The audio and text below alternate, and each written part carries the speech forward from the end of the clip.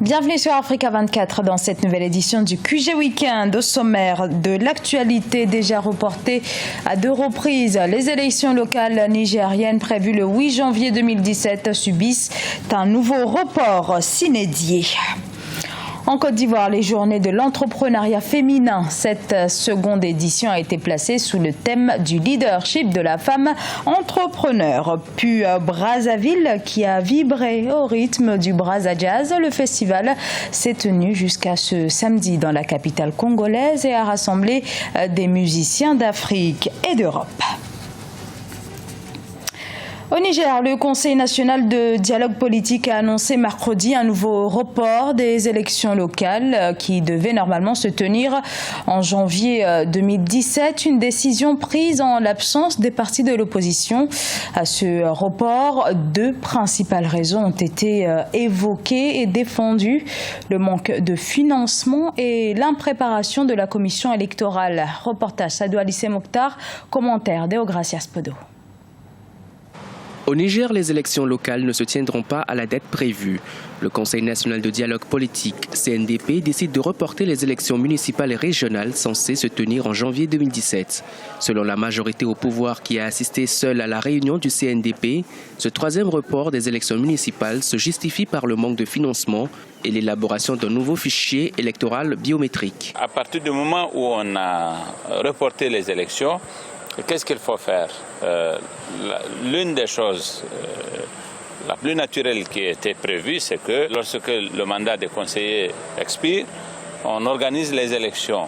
Et de façon quasi unanime, l'option qui a été retenue, c'est celle de la prorogation du mandat des conseils actuellement en exercice. Les partis d'opposition rassemblés au sein du Front pour la restauration de la démocratie et la défense de la République avaient refusé de prendre part à la réunion.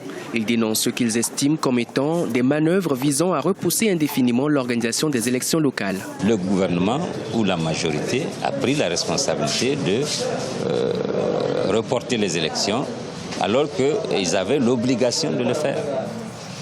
On devait convoquer le collège électoral au moins le 9. Alors, ça veut dire quoi? Ça veut dire que le pouvoir n'a pas l'intention, en vérité, d'organiser des élections. Les partis non alliés ont quitté la réunion du CNDP en signe de protestation. En Conseil des ministres le 7 octobre 2016, le gouvernement nigérien a transmis un projet de loi à l'Assemblée nationale en vue d'une modification de la loi électorale et de la loi sur la décentralisation, ce qui devra aboutir à la prorogation du mandat des élus actuels. Le scrutin a été marqué par une bipolarisation inédite entre ces 2 partis, le Parti de la Justice et du Développement et le PAM, le Parti Authenticité et Modernité. Mais c'est finalement le PJD qui a réussi son pari à la tête du gouvernement de coalition depuis 5 ans. Avec ses 125 sièges obtenus, le PJD demeure le premier parti du royaume. Deogracias Podo. À la tête du gouvernement depuis 2011, les islamistes du parti Justice et Développement PJD ont remporté les élections législatives qui se sont déroulées vendredi 7 octobre 2016 au Maroc. Malgré le fort taux d'abstention et certaines accusations de fraude, le PJD a obtenu 125 députés sur un total de 395 sièges selon des résultats communiqués par le ministère de l'Intérieur. Il y a 5 ans, les islamistes avaient remporté une victoire historique quelques mois après une révision constitutionnelle menée par le roi Mohamed VI. Ils se sont dès lors engagés dans une série de réformes institutionnelles. Les résultats de ces législatives devraient leur permettre de poursuivre leur programme en misant sur un gouvernement de coalition. C'est une journée de joie et de célébration car la démocratie a triomphé. Le peuple marocain a prouvé sa grandeur et démontré qu'il était digne d'être compté parmi les pays démocratiques en poursuivant les réformes lui permettant de rejoindre le cercle des pays émergents. Ces élections auront un impact positif sur la vie politique.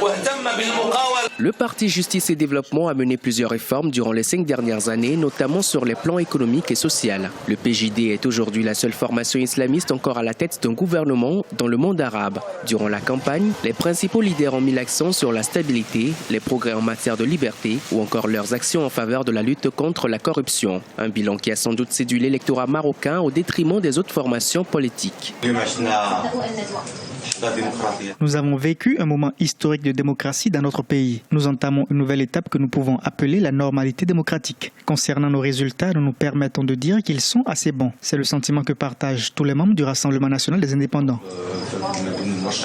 Selon la constitution marocaine de 2011, il revient désormais au roi Mohamed VI de nommer dans les prochaines semaines le chef du gouvernement. Ce dernier doit être issu du parti arrivé en tête des élections. Ceci marquera la fin d'un processus électoral qui aura suscité des interrogations sur l'orientation politique du royaume.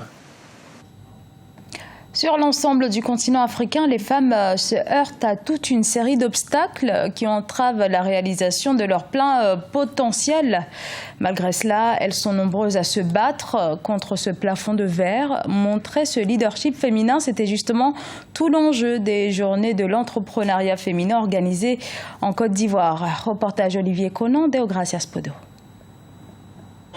Montrer des modèles de réussite afin de booster le leadership de la femme entrepreneur et susciter des vocations, c'est l'ambition de la Commission développement de l'entrepreneuriat féminin de la CGEC, Confédération générale des entreprises de Côte d'Ivoire. La place des femmes dans l'économie n'est plus à démontrer. Cependant, les femmes leaders n'ont pas une visibilité à la hauteur de leurs actions. Les jeunes générations de femmes entrepreneurs doivent sortir leurs entreprises de l'informel. De janvier à juin 2013, sur 800 entreprises créées et recensées par le Centre de promotion des investissements en Côte d'Ivoire, seulement 133 l'ont été par des femmes. La nouvelle génération de femmes doit s'affirmer sans complexe et ne pas se focaliser sur les difficultés d'accès au financement. Nous axons beaucoup nos efforts sur la formation, sur l'information, sur le renforcement des capacités pour que ces femmes, effectivement, puissent assurer une capacité managériale au sein de leur entreprise respective. Qu'aujourd'hui, qu'on puisse voir comment il faut booster son entreprise avec le digital, étant donné que le monde aujourd'hui est fait de connexions et de réseautages. Les femmes entrepreneurs sont encouragées à bien maîtriser leurs projets et les marchés à investir. Il n'y a pas de métier spécifique aux hommes ou aux femmes. Le tout, comme je le dis toujours, c'est de comprendre l'activité dans laquelle on se lance, de faire une bonne étude de faisabilité, de comprendre le fonctionnement de son activité, de se former, d'avoir une bonne gestion, de mettre des stratégies. Limiter les obstacles financiers, matériels et humains est impératif pour réussir. À ce niveau, le choix du secteur d'activité est primordial. C'est plus simple d'avoir une activité de service qu'une activité de produit. Parce que l'activité de produit, il faut d'abord acheter le produit, je redis encore une deuxième fois, donc besoin d'argent, et ensuite le revendre avant d'avoir des gains. Alors que les activités de service, c'est, on va dire, on vend au fait de notre intelligence. La Commission développement de l'entrepreneuriat féminin de la CGEC va créer un centre d'incubation en partenariat avec ONU Femmes afin de disposer d'un vivier de femmes entrepreneurs. Elles seront encadrées par des mentors qui leur feront bénéficier de leur expérience managériale. Et c'est ce lundi 10 octobre que se tiendra à l'UNESCO le prix UNESCO Guinée équatoriale. Il s'agit de récompenser et encourager la recherche autour des sciences de la vie.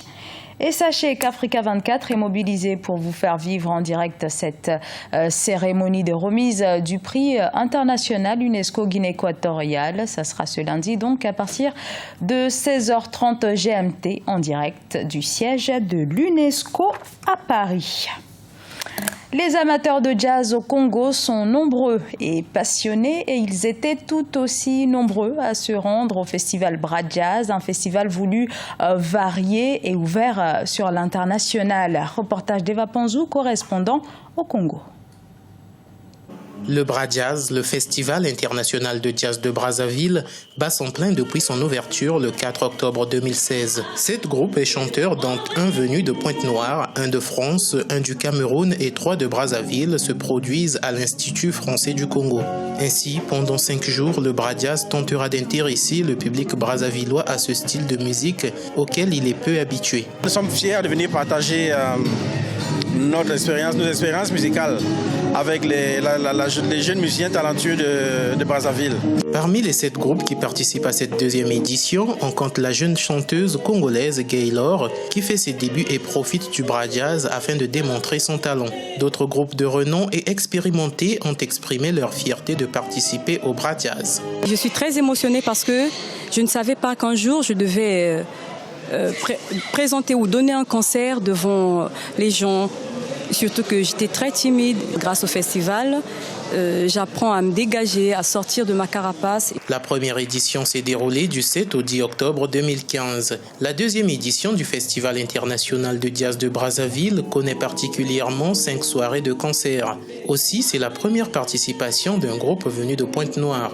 Les organisateurs du Brajazz souhaitent perpétuer ce festival.